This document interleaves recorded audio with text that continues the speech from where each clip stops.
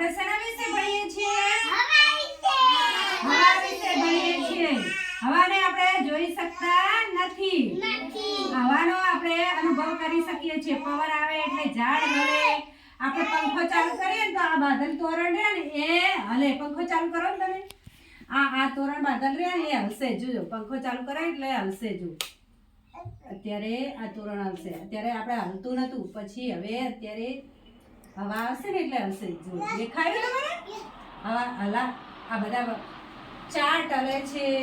પછી પંખો હવે બંધ કરી દો. પછી આ તમને મેં જે બધા કાગળિયા આપ્યા છે ને એને તમે ફૂંક મારો. મારો બધા. જો હવામાં જોર છે એટલે આ કાગળ ફોરું છે અને હવામાં થોડી તાકાત છે એટલે કાગળના ટુકડા ઉડી ગયા. બરાબર? અને જો હવા આપણને દેખાતી નથી. આ ફુગ્ગો હાવ એટલો નાનો છે પણ હું હવા ભરીશ એટલે આવડો મોટો લાગશે.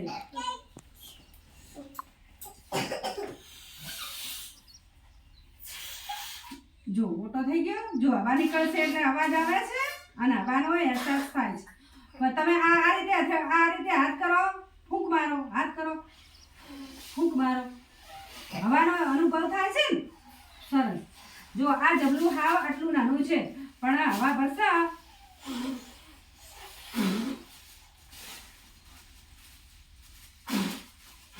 જો આવડું મોટું થયું. હવા ભરાણી એટલે હવાના આકાર પણ અલગ અલગ હોય છે. જેવા આકાર ધારો કે આ ફુગ્ગો ગોળ છે તો ગોળ હવાનો આકાર થાય. લંબચોરસ હોય તો લંબચોરસ થાય. લંબગોળ હોય તો લંબગોળ થાય. એવી રીતે હવા પણ અલગ અલગ આકાર ધારણ કરી શકે છે. જે રીતનું પાત્ર હોય, ધારો કે સાયકલનું ટાયર છે તો એ આમ ગોળ ગોળ રીતે હવાનો આકાર ધારણ કરે છે. બાઇકનું ટાયર હોય, પૈડું સમજાય છે ને?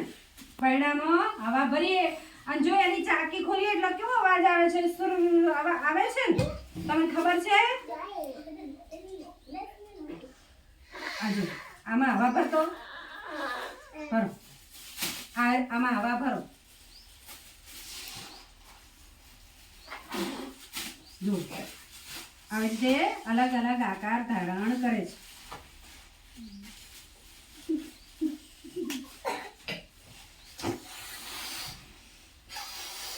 જો હું આને અવાજ કાઢીને બતાવું. હવા સંભળાય છે ને?